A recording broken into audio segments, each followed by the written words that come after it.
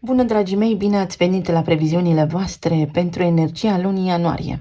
Acestea se aplică pentru toți cei care au ascendentul, soarele și luna în pești. Să vedem despre ce este vorba pentru voi dedicat. Încep cu partea de tranzite astrologice, urmând ca ulterior să vedem ce ne dezvăluie energia cărților, oracol și de tarot.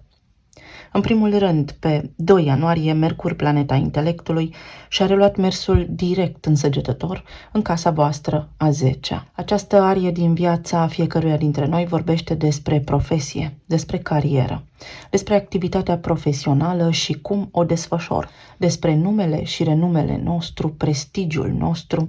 Este și o casă care vorbește despre instituții guvernamentale sau instituții publice de stat. Mercur, planeta intelectului, este cea care ne dezvăluie modalitatea în care noi filtrăm informațiile, le procesăm, despre cum vorbim și despre gândurile noastre, iar Săgetătorul este arhetipul înțelepciunii, prin care noi explorăm viața la un potențial înalt. Într-o casă a carierei și a profesiei, în acest context, posibil în perioada de retrogradare să fie avut voi aici întârzieri, discuții inutile, confuzie sau poate o lipsă a comunicării, întrucât voiați să vă îndepliniți sarcinile. Pentru alții dintre voi s-ar putea să fi fost o perioadă din care să fie ieșit șifonați. Confuzie în tot ceea ce ține de voi și de imaginea voastră. Toate acestea au ajuns la o finalitate, acum că Mercur și-a reluat mersul direct. Vine cu o imagine de ansamblu, vă oferă prilejul de a fi un foarte bun vizionar. Ce vreau să fac eu de acum înainte? Săgetătorul este o energie jovială, care oferă perspectivă. Gânduri noi, perspectivă nouă. Cam despre asta este vorba acum. În tot ceea ce ține de profesie, nume, faimă, prestigiu sau chestiuni care au legătură cu o potențială promovare, dacă asta vă doriți. Mai apoi, pe 4 ianuarie, Marte, planeta acțiunii, a intrat în Capricorn, în casa voastră a 11-a.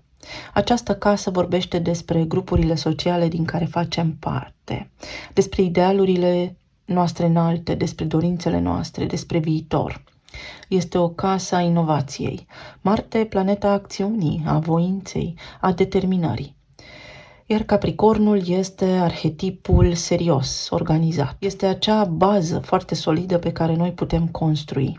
Un Marte în casa 11, în semnul Capricornului, vorbește despre un drum pe care îl puteți parcurge de acum înainte în viață, dar într-o formă foarte tradițională.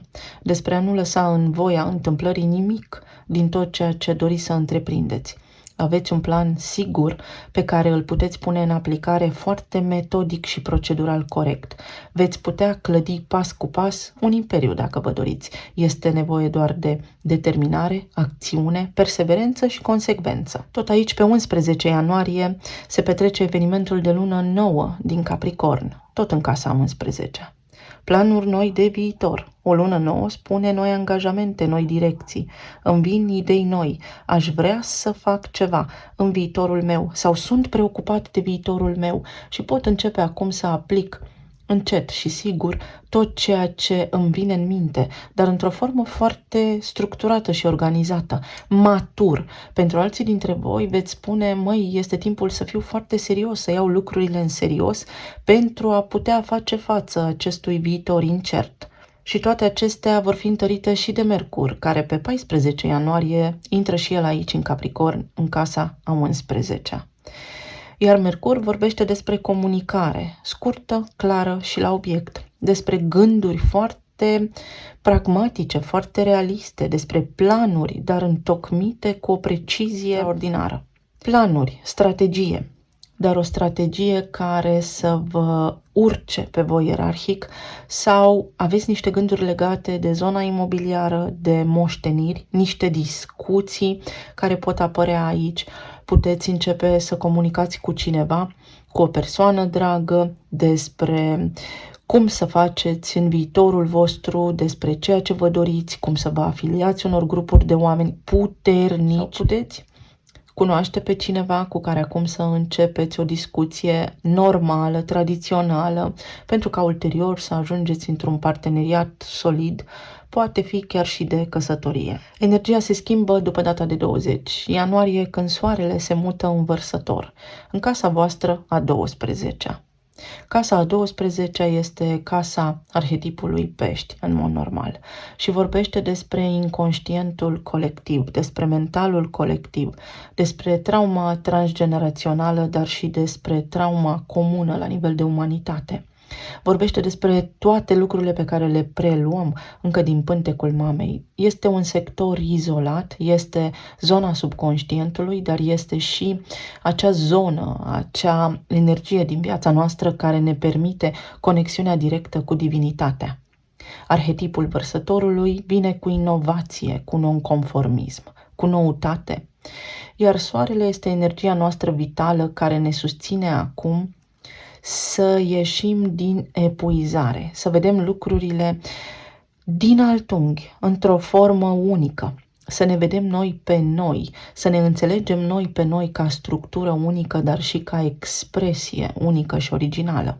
Un soare în casa a 12-a vine cu mai multă încredere, poate cu depășirea unei sfere de timiditate pe care o aveți sau cu niște idei foarte avangardiste, geniale, care vă pot veni acum, dar despre care este recomandat să păstrați tăcerea, să le știți doar voi, cel puțin pentru moment. La fix o zi după, Marele Pluto, pe 21 ianuarie, intră în Vărsător pentru următorii 20 de ani.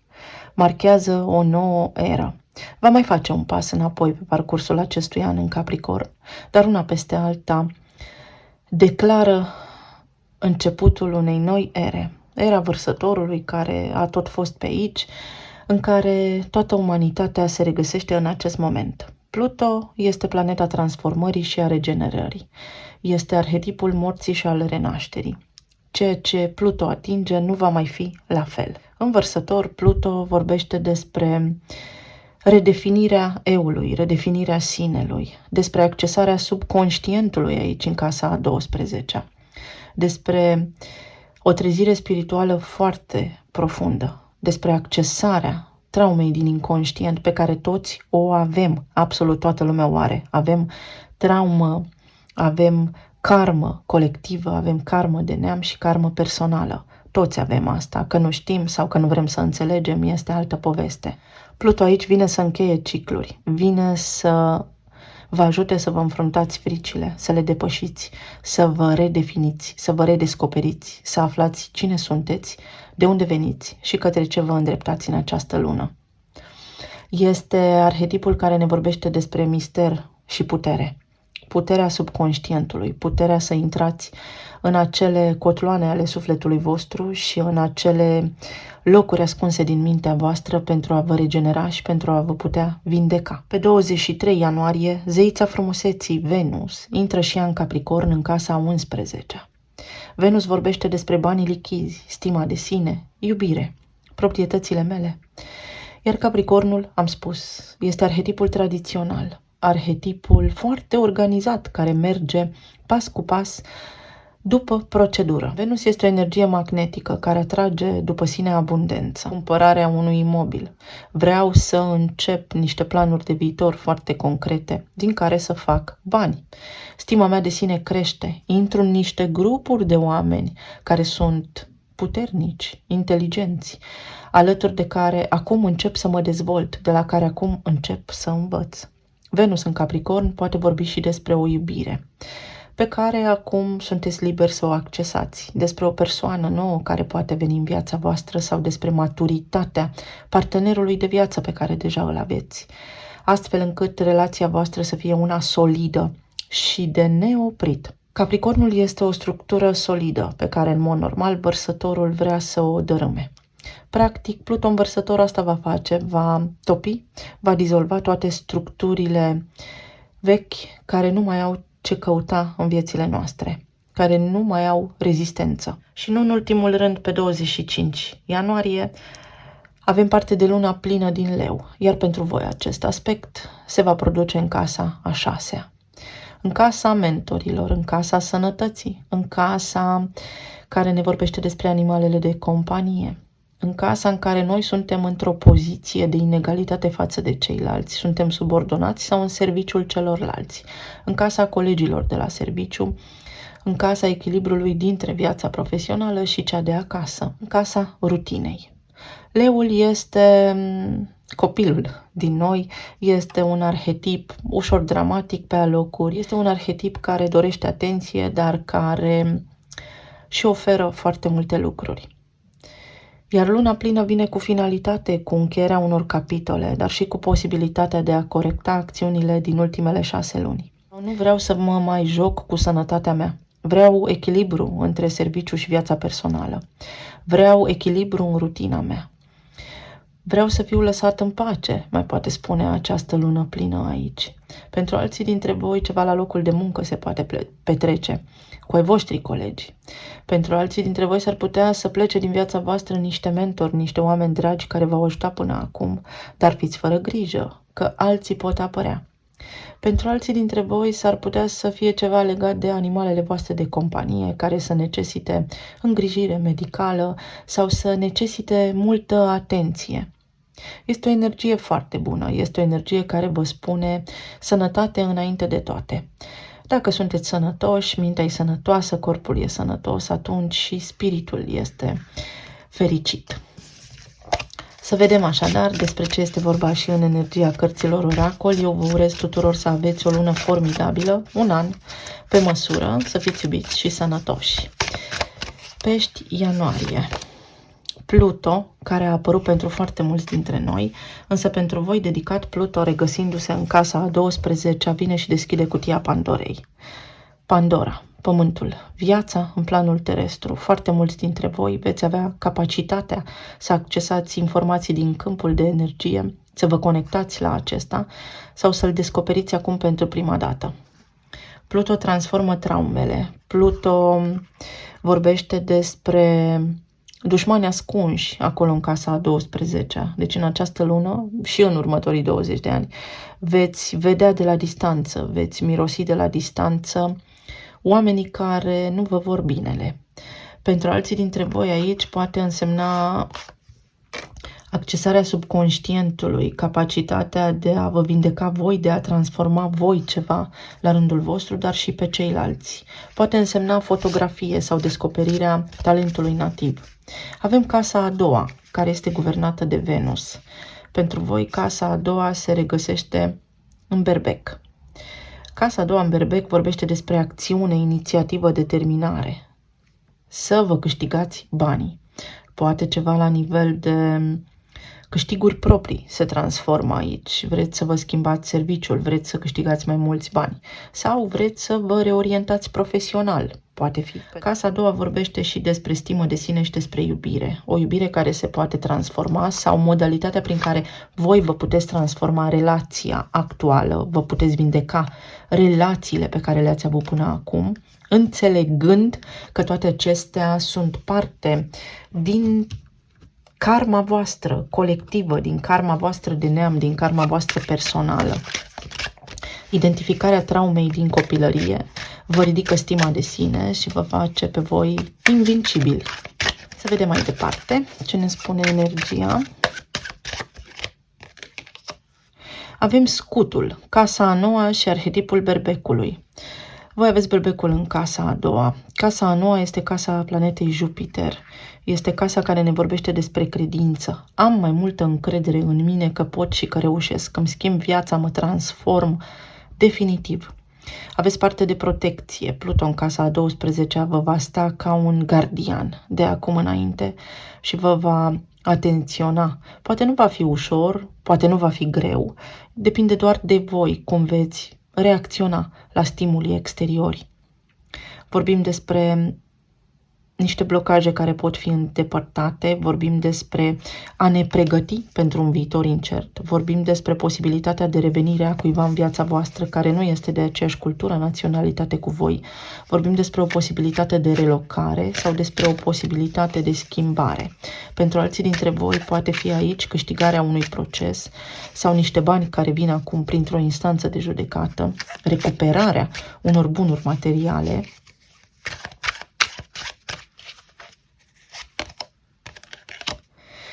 Aici avem stea căzătoare, casa 8-a și berbecul. Ce interesant cum se leagă întotdeauna energia. Casa 8-a este cea a Scorpionului și vorbește despre control, putere și abuz, despre dependențe și lucruri toxice care trebuie eliminate sau conștientizate pe parcursul vieții, despre taxe, impozite, bunuri împărtășite. Vorbim despre pensie alimentară, vorbim despre putere.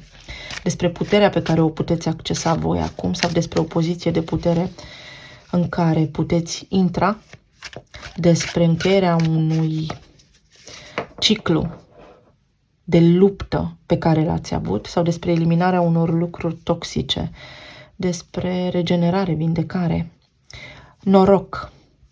Acel moment în timp, în spațiu și în timp în care o dorință ți se îndeplinește, despre a opri o karmă, a o încheia și despre niște evenimente neașteptate care se pot întâmpla în viețile voastre, care dau startul unei noi direcții, care vă deschid o nouă direcție în viață. Fortăreața, casa 1 în Vărsător. Voi aveți casa 1 în Pești, dar aveți casa 12 în Vărsător. Asta în puterea ta. Întotdeauna când se întâmplă ceva în viața voastră, prin intermediul celorlalți, dacă vă activează, dacă vă enervează, să descoperiți de ce se întâmplă acest lucru, pentru că acei oameni vorbesc despre aspecte neidentificate încă în voi înșivă, care vă declanșează de fapt. Vorbim despre lucruri care acum pot să dureze, despre lucruri care pot începe și pot dura foarte mult timp, dar și despre o acceptare. O acceptare, trebuie să accept ceva, poate ceva care se termină și începe altceva. Pisica. O stare apatică, o casă a 4-a, o lipsă de interes, o detașare. Foarte interesant. Este o lună în care și voi sunteți chemați la apel, sunteți chemați în prima linie să vă implicați în rezolvarea karmei colective în această perioadă, în aceste vremuri pe care le trăim, despre a înțelege de ce ceilalți se poartă, cum se poartă cu voi, pentru că aici vorbim despre traumă din casa părintească. Poate foarte mulți dintre voi aveți de lucrat la așa ceva. Pentru alții dintre voi vorbim despre un abuz care s-a petrecut în viața voastră, despre o perioadă în care poate ați fost controlați, nu ați avut de ales, nu v-ați simțit puternici, liberi să faceți ce vreți, care și aceasta poate ajunge la o finalitate. Ce arcană vă definește această lună? Îndrăgostiții. În relațiile voastre de iubire, când voi identificați prin casa a 12-a cu Pluto aici ce se întâmplă și de ce anumite lucruri apar în viața voastră și de ce sunteți într-o anumită dinamică relațională, vă merge foarte bine în relații. Pentru alții dintre voi poate apărea aici iubirea vieții voastre sau în sfârșit începe să vă simțiți relaxați, în siguranță, iubiți în relațiile voastre. Să vedem. Pești, ianuarie. În relații, planul emoțional și material.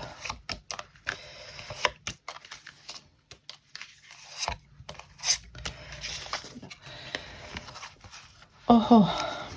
Roata destinului, 10 de spade, soarele și cavalerul de spade. Pentru cei care sunteți singuri, uite, este o perioadă în care să identificați ce s-a întâmplat în viața voastră până acum și de ce ați trăit cicluri karmice, pentru că roata destinului, dincolo de a fi șansa predestinată, predestinatul, alesul, este karma. Karma în funcție de propriile mele credințe. Pentru că aveți ocazia să schimbați rapid aceste lucruri. Pentru voi Pluto, aici în casa a 12-a, va sta și va scoate una câte una traumele, una câte una fricile, vina, durerea, pentru a vă oferi o șansă la o viață bună, la o iubire bună, la o iubire sinceră și pură. Puteți cunoaște pe cineva rapid, foarte iute, care să vină și să vă stea alături. într-o nouă etapă din viața voastră, pentru a fi bine, pentru a închide această karmă și durere. Aici este posibilitatea de a vă întâlni sortitul. În egală măsură, sunteți și foarte afectați la nivel mental, foarte mulți dintre voi, din anumite cauze pe care doar voi singuri le puteți identifica sau poate cu o formă de terapie. Pentru cei care sunteți în relații deja formate, aici niște discuții fără rost se încheie sau este acel prilej favorabil, bun, pentru ca voi să încheiați niște discuții inutile, pentru a vă schimba perspectiva și pentru a fi bine. Undeva aici, într-o oarecare măsură, unii dintre voi vă plasați singuri într-o mentalitate de victimă, vă duceți către o zonă de sacrificiu de foarte multe ori, acolo unde nu ar trebui să vă duceți, o faceți voi din propria voastră inițiativă. Este acest început de an exact ceea ce voi aveți nevoie pentru a vă vindeca, pentru a vă întări, pentru că de aceea va apărut berbecul aici, pentru a avea inițiativă, putere, determinare să schimbați lucrurile din viața voastră. Aveți grijă că s-ar putea discuțiile pe care le aveți voi cu partenerii voștri să fie de natură financiară, din pricina cheltuielilor, discuții care se pot aplana, dar undeva trebuie să schimbați ceva acolo, la nivel de cheltuială. Iar pentru cei care sunteți în perioada de separare, vi se spune să vă opriți, pentru că orice încercare ați face voi de revenire în acea relație este doar karmă și o veți lua mereu de la început și veți ajunge mereu în același punct și veți crede ulterior că ne-am împăcat, ne este bine, dar din nou ajungeți în ceartă. Este un ciclu repetitiv aici, din care în acest an vi se spune să ieșiți, pentru că ajungeți în relația respectivă și s-ar putea să aveți parte de un partener narcisist sau cu foarte multe dependențe. Și apoi voi suferiți, dar voi ați ales. Să vedem mai departe. 10 de spade, ce ne spune, ce se încheie pentru voi aici. Este o trădare repetată, este un tipar repetitiv al cuiva. Fie un fel al vostru de a fi, de care nu sunteți conștienți, fie oamenii din jurul vostru fac același lucru și pe voi vă enervează. Să spunem că aveți un soț sau o soție care poate are o dependență de alcool. Uite, 7 de spade, trădarea cuiva. Poate aveți un partener care promite că se schimbă și nu o face. Ei, în această lună puteți atinge acel punct, acea coardă sensibilă a partenerului vostru care să încerce să se schimbe. Pentru alții dintre voi s-ar putea să fie, dacă sunteți în relații deja formate, un gând, o idee de separare, o conștientizare puternică că trebuie să vă îndepărtați de acest partener care nu face altceva decât să persiste în propria sa rutină, dar care pe voi vă dezavantajează. Pentru cei care sunteți singuri pentru că undeva în mintea voastră, în mentalul vostru, în subconștientul vostru, vă autosabotați voi. Aveți un program care vă distruge pe interior fără să vă dați seama. Pesimiști, poate fi și timiditate, dar este mai degrabă pesimism. Ia uite, roata destinului confirmă roata destinului, posibilitatea de a ieși din karmă, posibilitatea de a avea noroc, posibilitatea de a fi bine.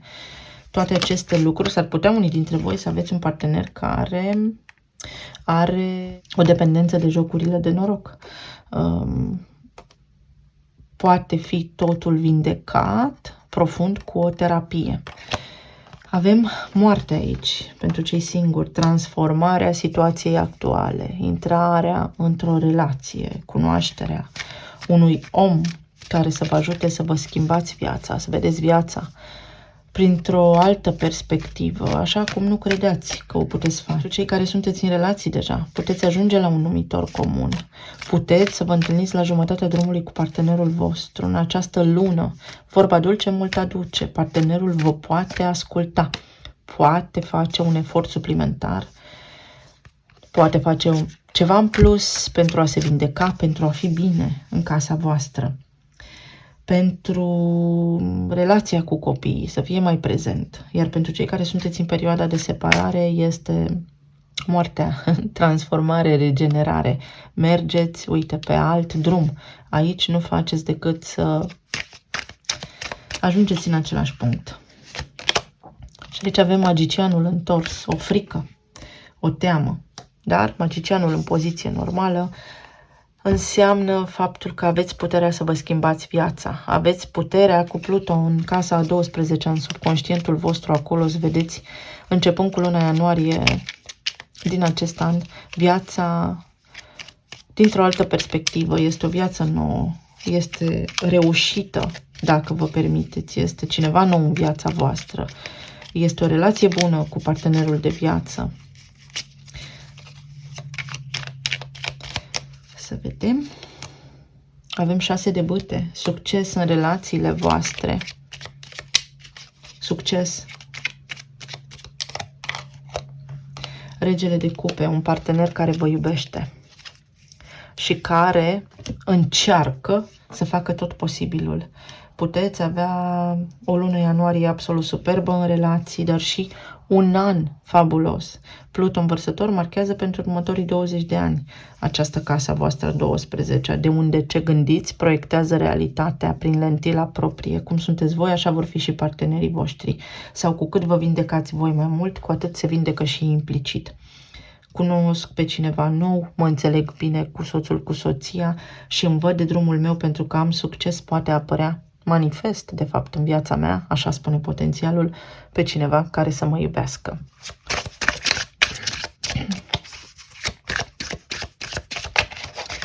Pești ianuarie, adevărul, sinceritate. Pluto, învărsător, vă deschide ochii sau ochiul, cel de-al treilea ochi.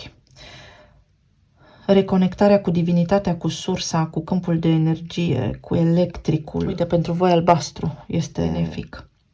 7 de spade vorbește despre trădare și minciună. 10 de spade despre trădare, despre dezamăgire. Iar aici, cartea care a adus punctul culminant este adevărul. Veți afla adevărul, veți ști cu adevărat dacă omul de lângă voi este cel potrivit, veți ști cu adevărat dacă cineva v-a mințit, dacă cineva v-a ascuns ceva, veți ști cu adevărat dacă cineva vă face o promisiune, dacă se și poate ține de ea. În zona planului material avem pajul de bâte, asul de spade și regele de spade. Oho, ce frumos! Vreau să fac niște cursuri noi, vreau să fac o pregătire nouă, vreau să-mi schimb domeniul de activitate, planuri noi, să urc, planuri noi de promovare. Dar aici sunt cursuri, aici sunt într-o poziție foarte bună. Aici vorbim despre cineva inteligent, despre cineva care știe să articuleze ceea ce își dorește. Prind curaj. Voi sunteți inteligenți, dar nu aveți curaj să faceți toate lucrurile. Aici ar putea să fie foarte multă teorie la nivel mental și o provocare în a materializa ceea ce vă doriți, să rămână totul în eter și voi să vreți să faceți foarte multe lucruri, dar să fie un pic de haos. Și tocmai de aceea, la nivel de casa a doua, a apărut această energie care spune că lucrurile sunt destul de confuze pentru voi și că ar fi bine să aveți un plan mai structurat. Este energia de așa natură, este conjunctura de așa natură, încât voi să învățați să fiți metodici și organizați. Aici avem un 8 de cupe. Las deoparte planurile, ideile, vorbele deșarte și trec la treabă. Asta spune energia aici. Pentru alții dintre voi s-ar putea să lăsați în urmă o carieră, un serviciu, să aveți parte de o reconversie profesională, să vă doriți să vă înscrieți inclusiv la facultate, la cursuri, unii dintre voi să schimbați ceva. Alții dintre voi așteptați un răspuns de la o autoritate care vine, poate în legătură cu o tutelă, cu o custodie. Pentru alții dintre voi poate fi un act notarial. Înalta preoteasă. Dacă nu-mi spui tu, aflu eu. Este aici energia. Pentru alții dintre voi, în anul ce urmează va fi foarte important să vă ascultați intuiția, pentru că altminteri, cu Pluton în casa a 12-a, s-ar putea să vă simțiți frustrați, supărați, neîmpliniți, dacă nu vă urmați intuiția și talentul ancestral, pasiunea, priceperea. Aici avem 4 de bâte, semnarea unui nou acord. Pentru unii dintre voi sunt aici niște chestii secrete, servicii secrete sau o declarație. Puteți afla că cineva a făcut o declarație secretă dacă aveți vreun dosar în instanță pe rol, să descoperiți noi informații. Pentru alții dintre voi poate însemna semnez contract pentru o casă nouă. Atenție la clauze, atenție la ce semnați, dacă aveți de gând să vă luați o locuință, atenție la ipotecă, la cum sunt făcute contractele cu banca. Și aici avem un 4 de spade. Este o lună în care, într-o oarecare măsură, trebuie să vă schimbați cam 360 de grade abordarea și 360 de grade înseamnă resetare, să o luați de la început, să reînvățați niște lucruri care au legătură cu zona aceasta financiară. Poate o luați de la început într-un domeniu nou. 4 de spade aici mai spune și ia-ți timp să te gândești ce vrei să faci, pentru că, uite, poți face niște lucruri noi care să dureze foarte mult timp. Un act de vânzare, cumpărare este aici. Puteți să-l faceți. Vedem.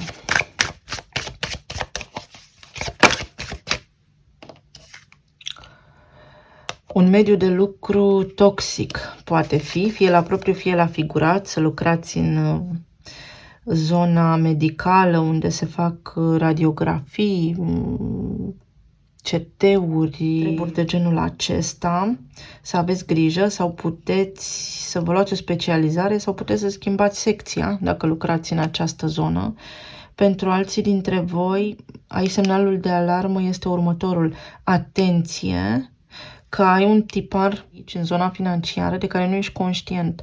Nu ai o relație bună cu banii. Tot ce câștigi, cheltui, risipești. Poți acum învăța cum să ții banii, cum să îi faci, dar să îi și investești. Regele de spade investește. Uite, exact ce spuneam, faceți banii și nu-i țineți. Unii dintre voi, evident nu toată lumea. Iar pentru alții dintre voi este acel prilej în care să vă reorientați, să vă faceți o analiză financiară, să vă faceți un bilanț și să vă reorientați, să fiți mai atenți la resursele voastre financiare, la lucrurile pe care puneți preț și pe ce cheltuiți, pentru că s-ar putea să risipiți în zadar. Iar în zona emoțională avem 10 de bâte, 3 de cupe și împăratul. 10 de bâte aici în zona sănătății vine cu epuizare, cu oboseală. 3 de cupe s-ar putea să fi lucrat prea mult, îmi place ce fac sau am fost nevoit să lucrez pentru că am firma mea, afacerea mea sau am fost constrâns într-o oarecare măsură. Am lucrat din orgoliu pentru că am vrut să fiu independent financiar, dar toate acestea oricum se duc într-o zonă a epuizării. Pentru alții dintre voi este un bun prilej ca în această lună să vă relaxați un pic și să vă gândiți la planuri noi de viitor. Dacă ceva nu vă convine acum, să lăsați în urmă și să vă bucurați puțin de viață, pentru că veniți după o perioadă foarte lungă de seriozitate, dar în care epuizarea mentală poate fi somatizată fără să vă dați seama în corpul fizic. Pentru alții dintre voi aici, cineva foarte puternic, un mentor care poate pleca din viața voastră, vă poate face o bucurie sau puteți întâlni pe cineva care să vă ajute de acum înainte să progresați în niște lucruri pe care le aveți voi în minte. 10 de bâte poate vorbi despre articulații, despre tensiune arterială, să aveți grijă. Împăratul despre migrene, despre rinită alergică, despre sinuzită, despre dureri de cap, provocări la nivel de dantură. Avem un 6 de bâte. Efortul tău dă roade. Ai lucrat mult, dar acum merită. Te vei bucura de niște bonusuri, de niște soluții pe care le primești. Uite, 10 de bâte întors, vezi? Capi de povară. Te eliberezi de o povară emoțională. Este momentul foarte bun să începe să trăiți anul 2024 diferit. Este un an de vibrație 8, este un an care vorbește despre abundență, prosperitate, despre bani, dar și despre faptul că există consecințe, că există karmă. Atenție la lucrurile pe care le faceți, mai ales dacă aveți o funcție de conducere. Și aici avem 8 de monede. Nu vreau să mai lucrez singur sau soluția pentru voi este să intrați într-un parteneriat. Pentru alții dintre voi vorbește despre faptul că la locul de muncă se schimbă ceva. Dacă ați avut parte de un șef stresant, poate pleca, se poate pensiona, puteți scăpa de a fi luat în vizor. Uite, împărăteasa, voi aveți câștig de cauză. Este un an bun financiar, este un an bun la nivel medical pentru voi, este o lună foarte bună la nivel medical pentru voi. Aici unele dintre voi, doamnelor, văd că veți fi orientate către copiii voștri, aveți o supărare că nu-i puteți ajuta sau vreți să-i ajutați și nu știți cum, sau vă vor cere ajutorul și în acest moment puteți face acest lucru s-ar putea pentru unii dintre voi să fie pensionare cu Mercur în Săgetător, în mers direct acolo în casa a 10-a, mă retrag din câmpul muncii pentru a face alte lucruri pe cont propriu. Toate acestea se pot întâmpla pentru voi. Avem calea necunoscută, 3 și 5, împărăteasa și înaltul preot, o cale stabilă, un drum care mă transformă, o călătorie care mă transformă, o vindecare. Anul 8 de vibrație, un an al transformării este pentru voi.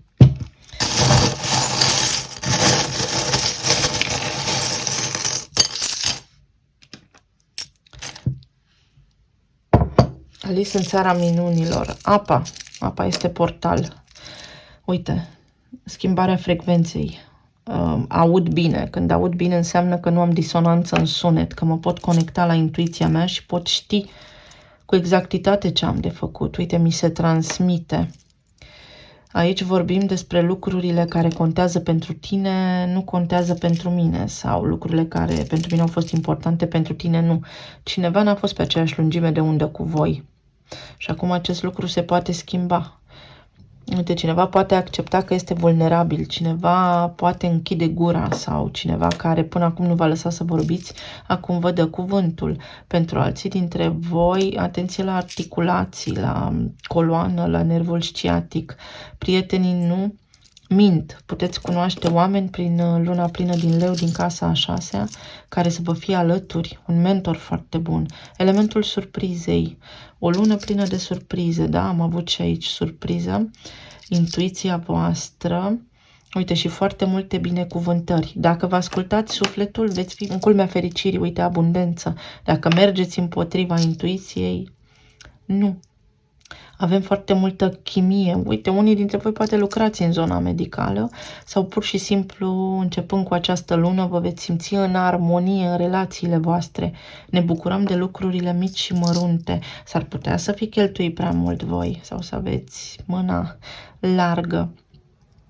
Artistul din voi iese la suprafață, un talent. Poate sunteți make-up artiști, poate sunteți în domeniul sănătății, poate sunteți pictori, poate sunteți fotografi. Este momentul să începeți ceva, dar să faceți ceva cu perseverență, cu consecvență, ca o rutină în fiecare zi, câte puțin, să fie ca și când ați lucra în fiecare zi, ați merge la serviciu. Aici avem din nou împăratul, să învăț să mă administrez singur. Nu contează, nu vă găsiți scuze, uite, scuze, nu vă găsiți scuze, nu procrastinați, este foarte important. De ce? Pentru că așa veți ajunge la stabilitate și la abundență, trăim vremuri ciudate, dubioase. Omul de turtă dulce și săgetătorul. Uite, modalitatea prin care puteți să faceți ceva prin talentul vostru ancestral, prin expresia voastră unică, dar prin care să câștigați și bani, să fiți și împliniți. Un act care se semnează, uite, în domeniul medical sau închideți o karmă care vă vindecă, vindecați o karmă de neam. Lucrurile trebuie făcute cu măsură, puterea. Sunteți puternici.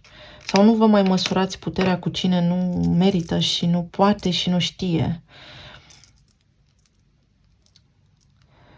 Aici este Jupiter, vă cheamă la apel, poate un apel în instanță, câștigați o moștenire, încheiați o succesiune, toate aceste lucruri. În sfârșit, e gata. Îmi spuneți voi cum rezonați. Se transformă o situație, atenție la dulce, atenție la... Cu luna plină din casa 6-a din Leu spune că mă cam sfăț cu dulcele, să fiți atenți, pentru la glicemie, la diabet, la insulină, la rezistența la insulină. Iubire și te iubesc. Este un an în care vă puteți cunoaște realmente. Iubirea vieții voastre, vă puteți întâlni alesul. Aici avem turnul. Neașteptat. Intră cineva în viața voastră în acest an neașteptat. Pentru alții dintre voi este o schimbare a voastră personală. Da? A voastră personală. Vă treziți la realitate. Emisia voastră, Pluto va emite de acolo din casa a 12-a, în forme pe care, dacă vi le explic, sunt greu de înțeles. Mai degrabă le simțiți voi. Eu vă doresc să aveți o lună ianuarie minunată, să fiți bine, iubiți și fericiți, să ne auzim cu bine și data viitoare. Pa, pa!